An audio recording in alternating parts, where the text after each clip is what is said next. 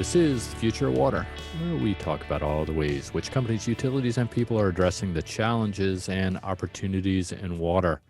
Today, it's all about infrastructure and what the recently signed bill means for water going forward. So to do so, joined today by John Berryman and Greg Goodwin to kick some ideas around. Actually, John is going to lead the conversation, and Greg and I are going to answer some calls or questions, should I say, around the proverbial water cooler and what we're thinking. But before we do that, let's just give you a couple news headlines for the week. Gradient, an on-site industrial water treatment solutions provider and project developer, announced about $100 million in Series C funding. The round was led by Warburg Pincus and Schlumberger New Energy. This round brings Gradient's total funding to about $200 million since its inception. We at Bluefield have been interested watchers in Gradient and what they've been up to. One, because they're Boston-based, and we're always curious about that, somewhat selfishly. But also it focuses on industrial with footprint in Asia as well. I mean, in recent years, it built out Asia footprint, or at least bolstered its footprint in the region through acquisitions of Sigma Water out of Malaysia and CRS Water in Australia. So we look forward to seeing the growth of that company and how it transitions going forward with a little bit more capital under its belt. Secondly, and the last news item of the day, that is AECOM has launched Digital AECOM to help clients accelerate their digital positions.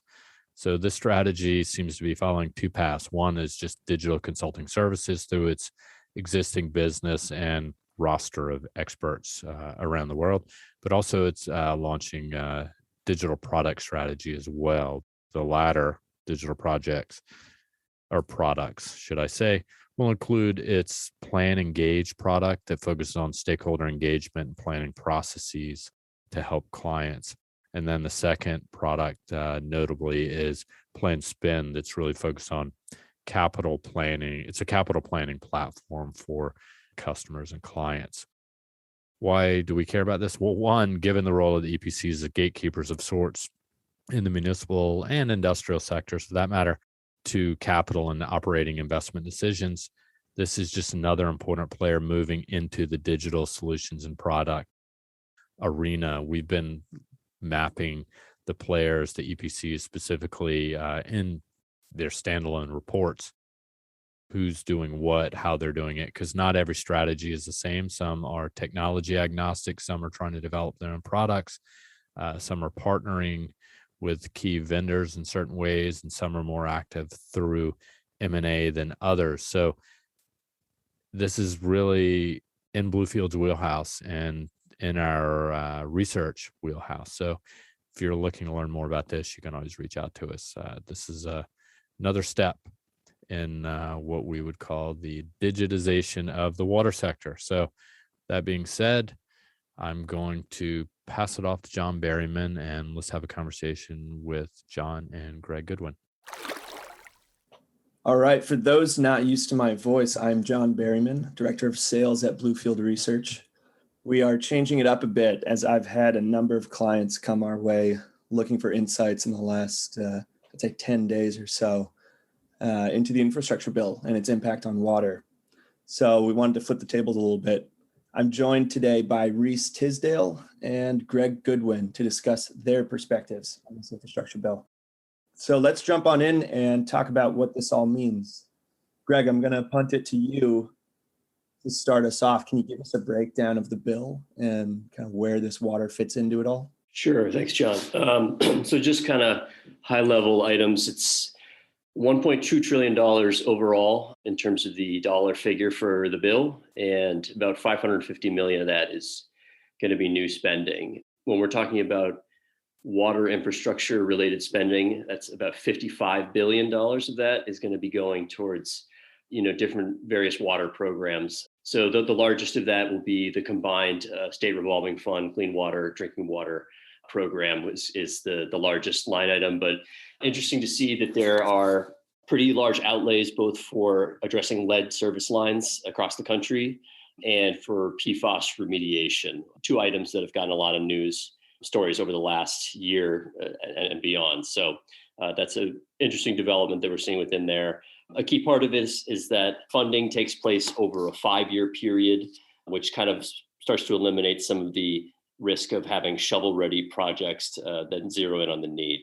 And then there's also kind of an equity component to the bill as well. There's a clear focus on lower income communities and rural areas that are in need of not only infrastructure upgrades, but some basic infrastructure like broadband connectivity. And obviously kind of the lead pipe situation is one that disproportionately affects lower income communities. Yeah, I think I'll add to that, Greg. I think that's useful because, I mean, to start out with, I would say that this bill in its current state as signed, it's not for water specifically, it's not really all that different from what it was in the planning process when we last looked at it in great detail in August. We'd done some analysis looking at the 3 different bills making their way through Congress and from what 2 or 3 billion in total and what that meant for water versus in this case 1.2. I think the one thing that's interesting about this is, relatively speaking, is it the first time, it seems like in my lifetime, but I would say that water infrastructure for stimulus, it's getting 10% of the new funding, which is $55 billion. That's pretty significant. When you look at roads and bridges, they're getting 110 billion. The power and the grid, they're getting, around 65 billion. So of the new funding, so that's 12%. So in this case, water infrastructure is closer to the power and grid and passenger and freight rail and broadband, which are other big ticket items on the list. So I think everybody should be pretty excited about that.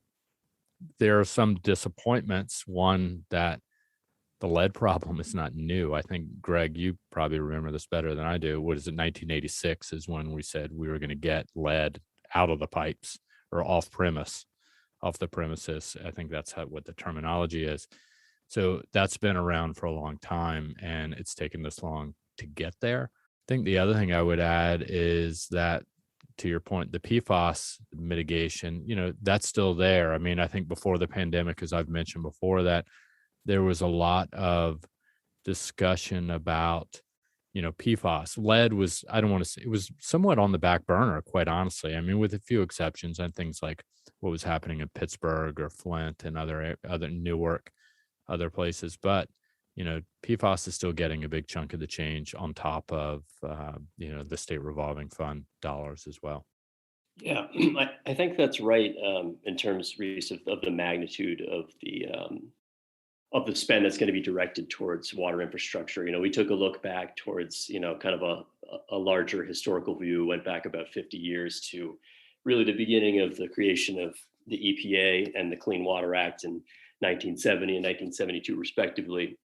And in terms of the amount of federal appropriations that will be directed towards water infrastructure in the next 5 years in inflation-adjusted terms, it's the highest it's been since around the late 70s, when there was a large effort to try to get wastewater treatment plants up to snuff to fit sort of the Clean Water Act, with the 1-year exception of sort of the ARRA stimulus bill in 2009 to fit the Great Recession, which is a tiny spike kind of in that line that we see was a little bit higher than it's going to be for this particular bill. But as we mentioned before, this is a 5-year program right now, so certainly different in that respect and more impactful over that period. So it's definitely a big deal for the water industry at large.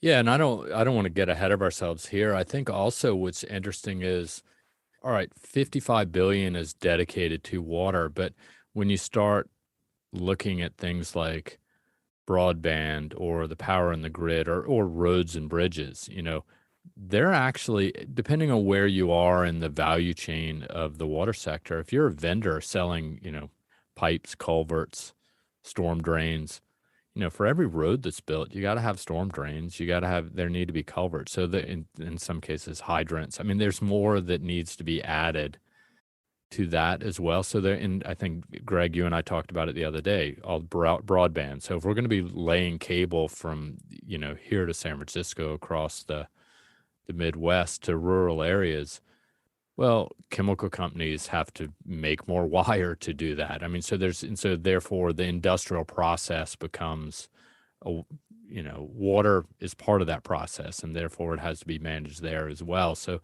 there's more upside than just the 55 billion overall. So I think that's a little harder to put your finger on, but I would say, rising tide lifts all boats in this case. So I think the water industry as a whole should take this as a great opportunity. There are some gaps we can get into in a little bit, but I'm excited about that. So just to sum it up, this is a multi-decade long issue that we are now finally throwing some real money at and addressing. And on the water side, this is a huge deal. So Greg, I want to give it back over to you for a minute. What does it actually mean for water? Like, how is it going to be spent? How do we break up this $55 billion spend? Sure. As I mentioned before, sort of the state revolving fund program on both the clean water and drinking water side is going to be where the largest sort of dollar figures are going to be dedicated to. So between 2022 and 2026, there's going to be about $29 billion combined between those two programs, and it steps up incrementally during those years. So, for example, in 2022, there's set to be $4.8 billion of federal money given to the program, and that's going to step up to 5.4, and then 6, and then 6.4 towards the end of the program, or the end of the bill's passage, if you will. So, that's kind of the main avenue for a lot of the projects that the capital projects that we see out in the marketplace. So there's going to be a fair amount of more money in those buckets than has previously been in recent years. And at least in the short term, there's also going to be sort of a simplification, if you will, of some of the applications process to kind of get some of those projects moving. So some of the qualifiers that municipalities are going to need to go through are going to be a little bit reduced for a period. And then kind of getting into more sort of dedicated items, there's $15 billion specifically earmarked for the lead removal program. This is lower than, our estimates of over 30 billion, but I mean, you have to start somewhere. And this is a significant investment in putting some real effort into that problem. So there's an emerging contaminants, and sort of really kind of PFAS is really the most well-known within that bucket of sort of water issues. There's $10 billion that's going to be dedicated toward remediating emerging contaminants and PFAS. And this is, across from, everything from kind of studying the problem in greater detail to really sort of that on the ground remediation at the plant level and beyond, to remove it from the drinking water sphere. And then some of the smaller line items, but still significant, are the WIFIA program, which is a newer program, I think started in 2016 for financing newer projects, is going to get $250 million over the next 5 years. There's also $1 billion that's going to be dedicated towards water reuse, something we've talked about recently here at Bluefield, is specifically dedicated kind of west of the Mississippi through the Bureau of Reclamation. So that's going to be about $200 million a year over the next 5 years dedicated towards addressing that issue. And then there's a host of sort of smaller programs around efficiency, connecting rural areas from septic to POTWs that are all going to get, in the hundreds of millions of dollars kind of range over the 5-year period. So it's diverse in sort of its aims, but all the programs that are used right now for the types of projects we see here at Bluefield are going to be, getting a pretty significant injection of cash. Thanks, Greg. So you explained the breakdown of those numbers, but Reese, you have anything to add just in general, kind of higher level? Yeah, I would say, well, I think to Greg's point, one thing is, it seems the bigger story is there's an effort to target or support, for lack of a better way to put it, financially constrained communities, right? Whether it be lower income or just less technology sophisticated. I don't know of another way to put it, but so basically there are loans and grants. So I think the total dollars. I think at least a minimum of 10% need to be, and a max of from 10 to 30% need to be, loan or grant funded.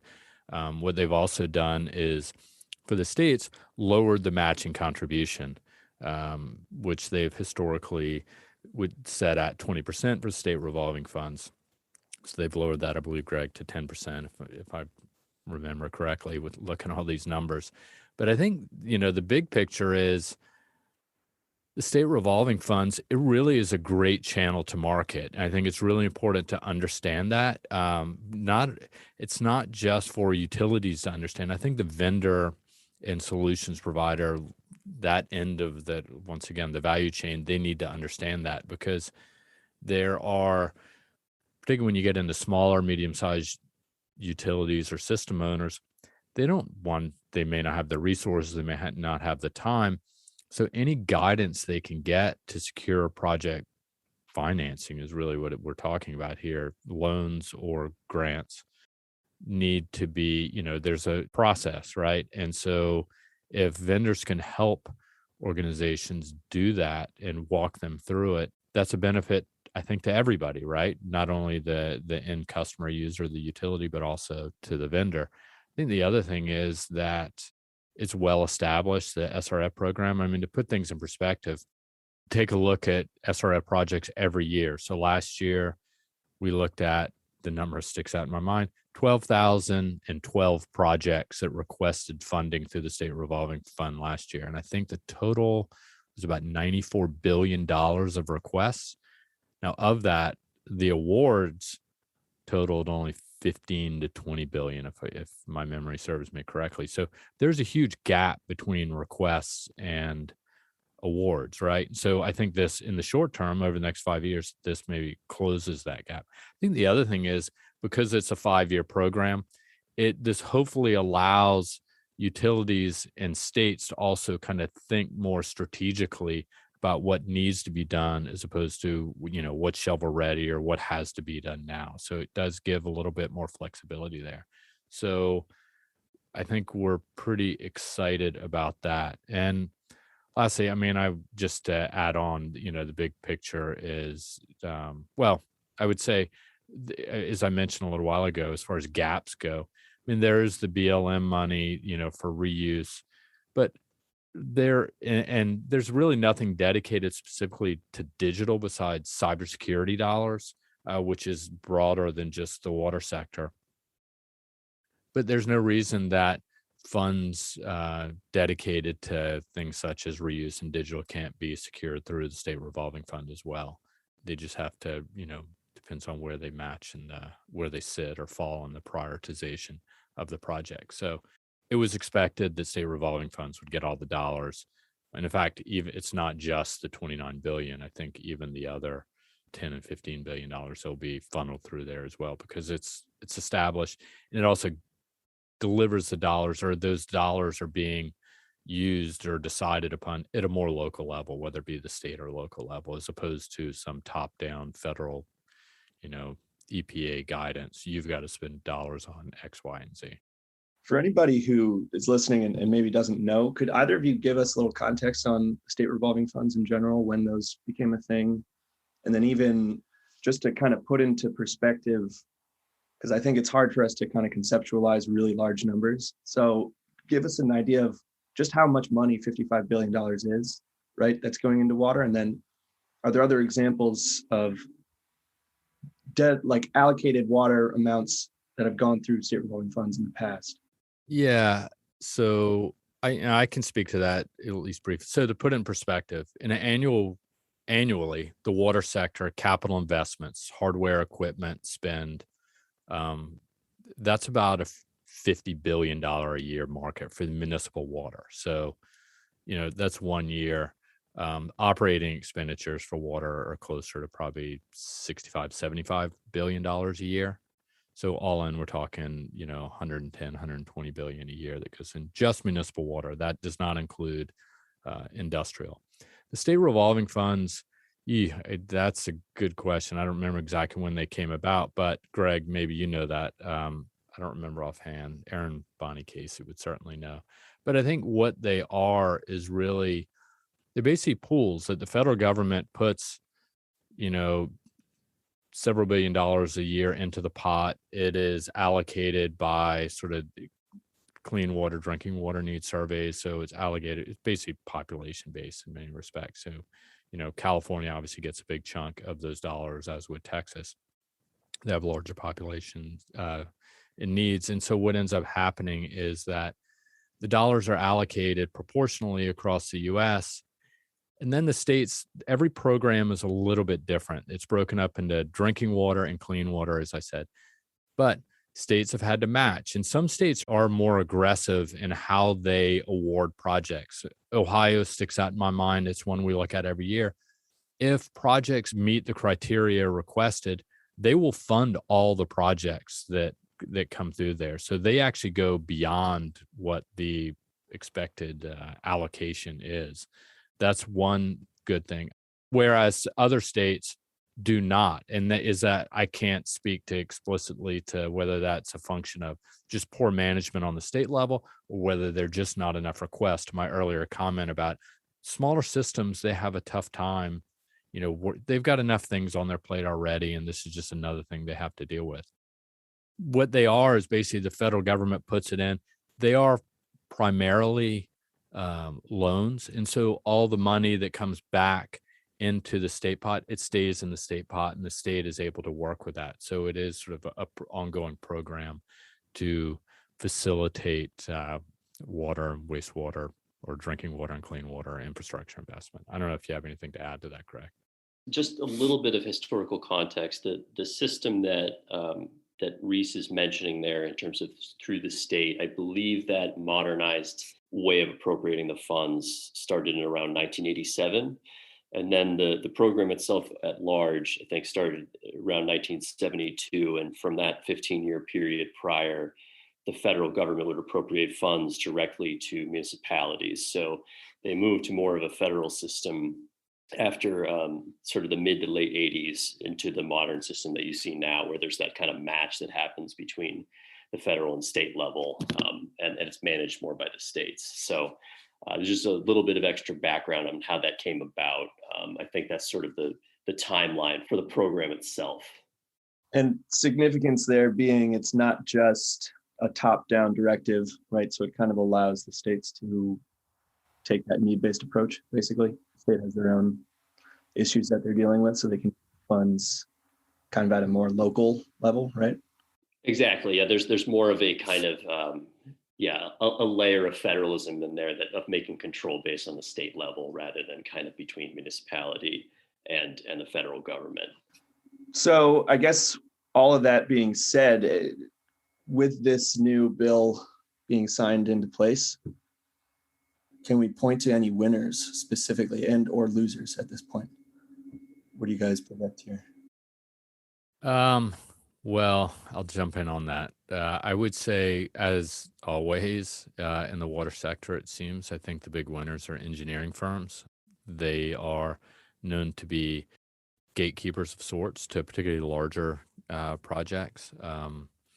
So not only they help because they support, whether it be through consulting services, but also just in procurement, construction, they help guide utilities on decisions. They're more, say, aware of new innovations, new solutions. They've got boots on the ground across the U.S. or globally where they learn, whereas a utility team more often is sort of locked in on its own network and experiences. So they're winners. I think they're quite honestly winners of sort of any climate related investment, let alone just basic water infrastructure. I would also add, and Greg could probably speak more to this as well, and there's like, who's focused on lead? And I think Greg has actually done some research on this, looking at, first you have to inventory the problem, right? So who can do that, whether it be engineering firms or whether it be, there is an emerging group of digital, if you will, solutions providers that are finding ways to sort of identify where the lead problem is without breaking ground.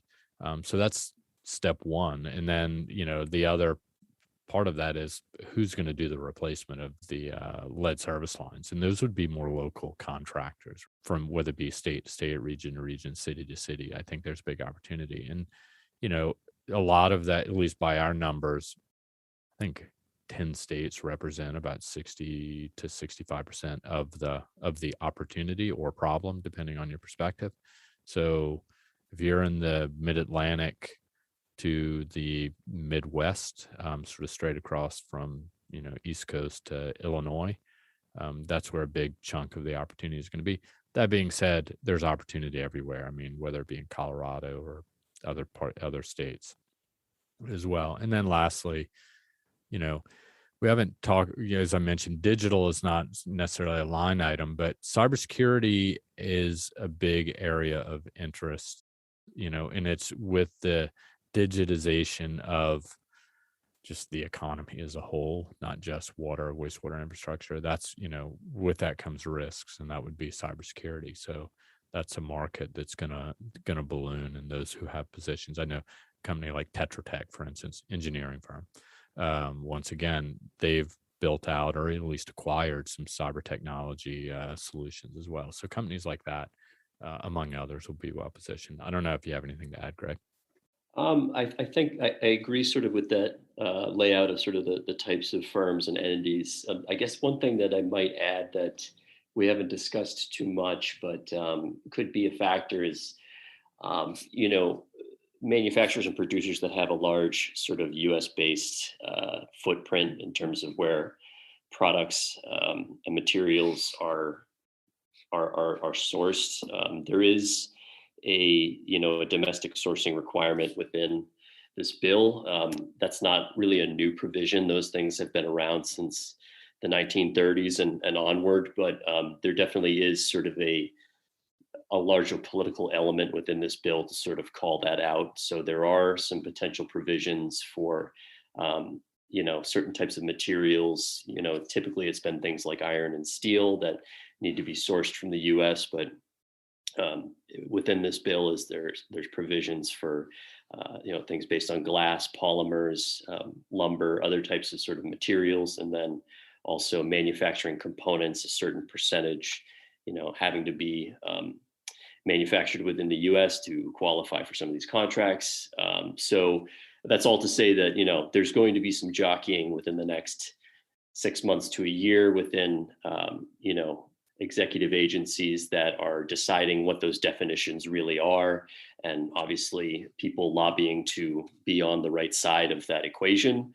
But all to say just that there are firms that have a larger U.S. presence will probably have an easier go of sort of having access to this money. And it's an interesting kind of dynamic that we're going to see kind of develop over the next year or so and beyond. So just that's an interesting extra wrinkle to this whole thing that I think we're going to probably see more about in the coming months and probably years. Yeah, I mean, I think it comes also at an interesting time, Greg. I mean, I think that's a really good point, because also there are all these supply chain constraints right now, and there's, people are quite honestly not happy about their components and parts sitting in on a ship off the coast of Long Beach, California, coming from China or other parts of Asia or other parts of the world. So whether that is played into that, there's this, I think it's going to be quite honestly impossible to renationalize, the U.S. industry. I think that ship has sailed, no pun intended.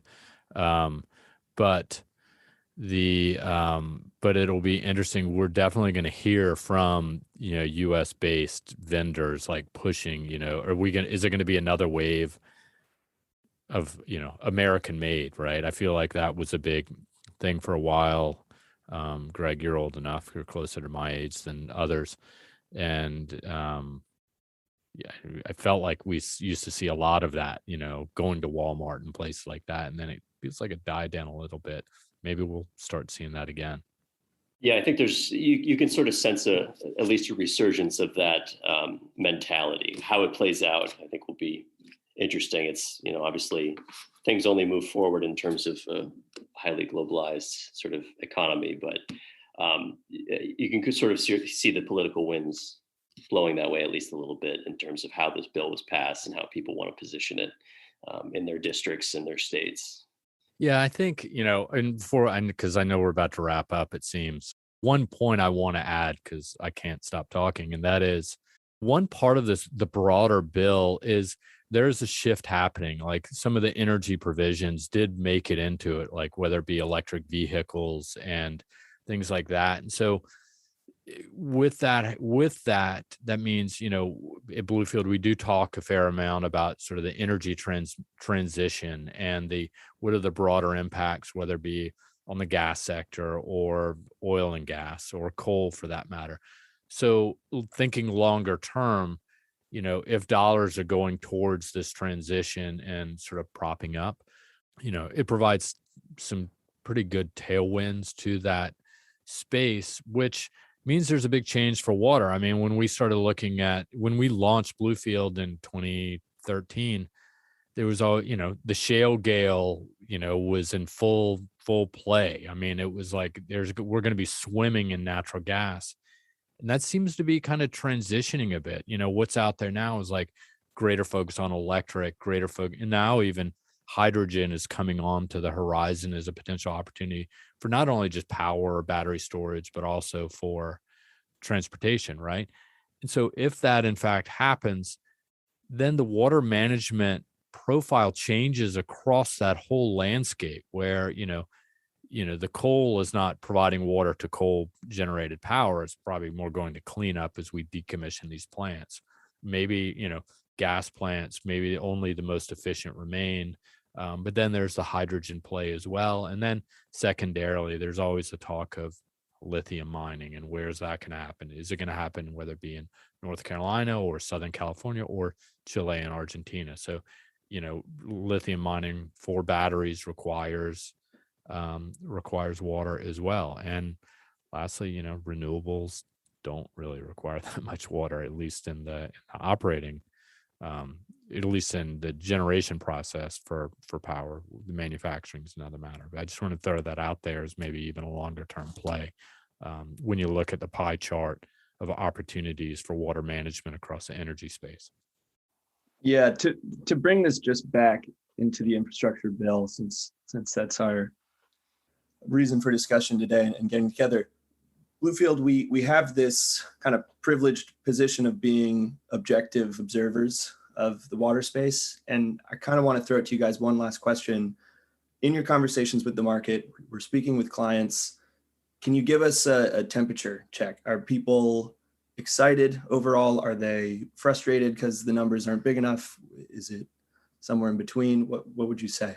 Sure. So, I mean, I think it's still pretty early. I mean, obviously, this was just officially passed this week in terms of the presidential signing, but I think we're seeing a lot of excitement. I mean, as I mentioned before, this is the most money that's getting thrown at water from the federal trough over a 5-year period in half a century almost, except for that one blip, really, that inflation adjusted about 8 billion in about 2009 or 10, whenever that stimulus bill passed. So I think there's a sense of opportunity for sure from some of the conversations that we're having on the part of EPC firms and vendors and so forth of lots of activity potentially in the next few years. I mean, after there is sort of the supply chain issue that Reese mentioned before, and concerns over inflation and what might happen in the next year with sort of some of these contracts that are that are overrun or longer term than things that have been paid for but cannot get going on the ground yet. So foresee maybe kind of a hiccup over the next year or two, but certainly a sense of kind of optimism on the part of some of these providers that are really detailed at looking at some of these issues like lead and PFAS remediation, which we've been working on quite a bit over the last few years. That there's going to be this trough of money that's available to kind of address these problems. So, from my perspective, I think things are looking pretty positive. There's a lot of activity and inquiry, and we expect it, I think, to only pick up from here now that this is really official. And these are real dollars. It might not be quite enough to close the gap, but it's obviously 15 billion, 10 billion. That's nothing to shake your head at, right? Yeah, I think so. I would agree with Greg. I think there's general optimism. I think if anything, we may have sort of become numb to it because the process, well, maybe it's the right way things should be. Is the overall 1.2 trillion. It took a while to work through to make the sausage, so to speak, in Congress, but the water part has been fairly consistent through that. So, maybe we've become a little numb to that. I mean, if there's a complaint, it would be, there are the inflation hawks out there, to Greg's point. And then there's also, well, what about technology? We're not putting enough money towards technology and solutions. But I guess to my point is that's not not exactly the case because state revolving funds are getting a big part of this. And so the question is, where are the solutions going? And or state revolving fund dollars going? And it's not to say that technologies can't be used for that. So newer, more innovative technologies. So yeah, I would say it's general optimism, and I'd like to think that. I think, sometimes you sort of talk yourself out of it and say, oh, you can't live without water for more than 3 days. Why are we not spending enough? Why is, roads and transportation getting 110 billion? Well, unfortunately, that's kind of the plight of the water industry. It's sort of out of sight, out of mind. Everybody expects it. Everybody feels the potholes when they drive down the road and they see the crappy bridges spanning the rivers, across America. And so that's what politicians can stand in front of and say, I've made your life so much more comfortable because there are no potholes down, Elm Street anymore. But in the case of water, it's out of sight, out of mind. But I think this is a big win. I'm excited about it. And there's going to be a flurry of activity. People are amped up about it. Everybody will eventually have to take a breath and start, filing those applications for state revolving funds. Let's make it happen. Great. Guys, thanks a lot for all the insights. And for those listening, if you have any questions, comments, or ideas for topics for us to discuss, you can always let us know at waterexperts@bluefieldresearch.com. Thanks, Reese. Thanks, Greg. All right, John. Thanks, man. Appreciate it. Thanks, John. All right. That was John Berryman, Greg Goodwin, and myself. So thanks a million. Before we sign off, please subscribe and give the podcast Future of Water a review. Send us a note, as John said, at waterexperts@bluefieldresearch.com with any topics or ideas you want us to discuss. And as always, tell a friend about it. We want more listeners. It helps us help you. This podcast and these water industry insights have been brought to you by the one and only Bluefield Research. To learn more about us, bluefieldresearch.com is where you can find us. Take care, be well, be safe. Talk soon.